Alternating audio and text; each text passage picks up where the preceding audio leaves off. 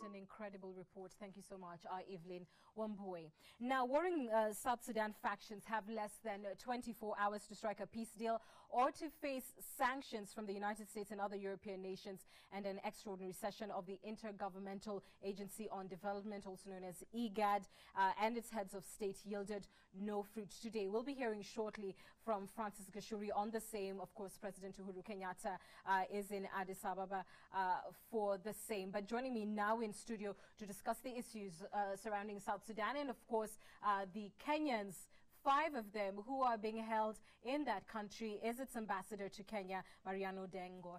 Thank you so much for coming to studio. I want to start by talking about the plight of the 5 Kenyans, and there has been confusion over their status as to whether they are accused persons or state witnesses. And adding to that is the fact that they've been held for over 75 days now. I believe this may be going to 77 or so days without any trial. Bring us up to speed on their state. Thank you for having me. This is a very complex case that involves citizens of South Sudan as well as Kenya. As a procedure, the case is still ongoing, and therefore it is really important not to talk about detail until the investigation is completed. However, the Kenyan ambassador to South Sudan has a full access to the accused, and he also had a contact with them, and procedures are going professionally. You say they're going professionally, but the concern is that this is more than 77 days. Limited access has been given to family as well. And this is detention without trial, which is raising human rights concerns. Why can't the accused persons either A, be released until that case has materialized so that then they can go to trial, or even released to the custody of Kenyan officials first while investigations are ongoing?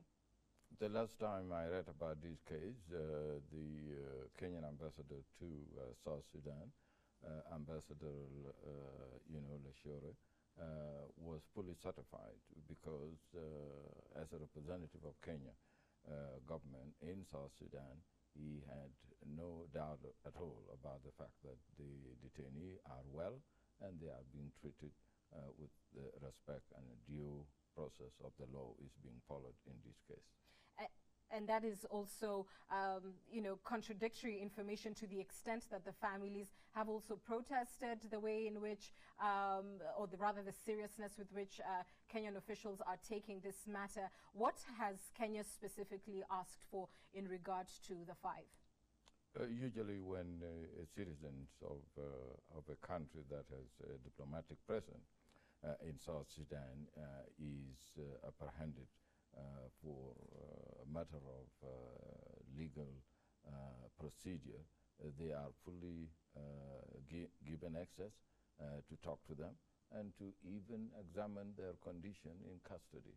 Both had been done in accordance to Vienna Convention, and both diplomats who have been there are really fully certified, and they are in contact with the relative of those who have been accused. So really there is a great care being given here, and at this point in time there is no great cause for alarm. I suppose the cause for alarm comes from the fact that your government is not seen as basically upholding the highest standards of human rights, even for its own citizens, given, the current situation, the crisis that is happening in that country. So as a kind of show of good faith, because the concern is that if you're not extending the highest form of human rights standards for your own citizens, then foreigners would get much less. Would you consider an arrangement where these 5 are extradited to Kenya to face trial here? This is an elected government with a high popularity. It is an election that was supervised nationally, regionally, Africa-wide, UN and US, the European Union, and they were both certified. And our government and system of governance have really been under, continuing monitoring process by the legislatures. And everything that is being done in accordance to the constitution and laws of South Sudan. So there is really, in real fact, we are a young country, but a young country with a robust and very clear democratic procedure. those accusations are accusations that keep coming out without due consultation with the authority concerned. Our judiciary is very professional. All right. So, well, those are not the only concerns that have painted your government in bad light, hence the fact you're at mediated talks with IGAD on the same. Off the back of that story, we continue with our interview with Ambassador Mariano Deng. Tell me, based on that report and the conflicting, basically this 20 months of failure to reach a settlement, has your government failed to show the goodwill and the leadership that is required to move past the stalemate that has already costed 10,000 lives and over 2 million people displaced? The government, as an elected government, has always been ready to compromise, and seen the IGAD head of state issue a communique here in Kenya on the 27th of December 2013. The government have attended all negotiating talks, and it has in fact reached even a structure of the government. And it is the rebel who have always been shifting their position, especially Dr. Riek Machar, from wanting to become a prime minister to being a first vice president with more power than the president.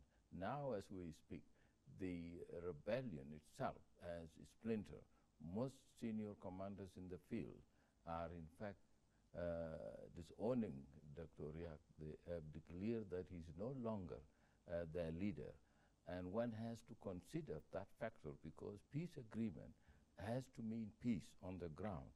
And if those forces which are fighting on the ground are loyal to other commanders who may not be a party to this peace talk, then you have to consider the position. We are waiting in Addis as we speak to sign a meaningful peace agreement that will guarantee the peace and safety of our lives. A meaningful agreement with whom? Basically, say if these groups and it doesn't with Myanmar, so you say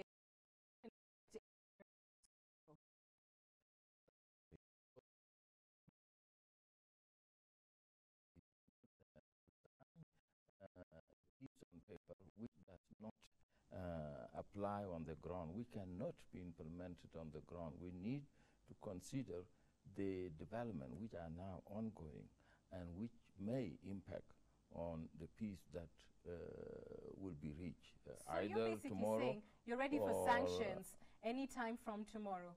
Why will sanction be applied when anybody and everybody knows that the rebels themselves are not unified?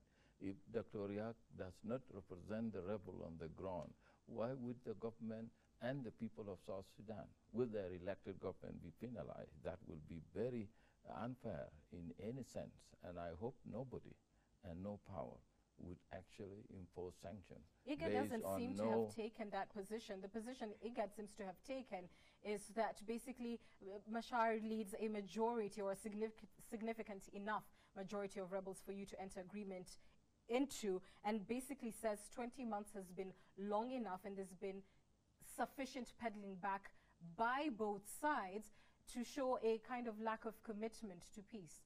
Machar, even senior commander who may actually hold the key to peace on the ground have already declared, and they have disowned it. And even some who are in Kenya here, like Gabriel Shankson, is a party to this rebellion.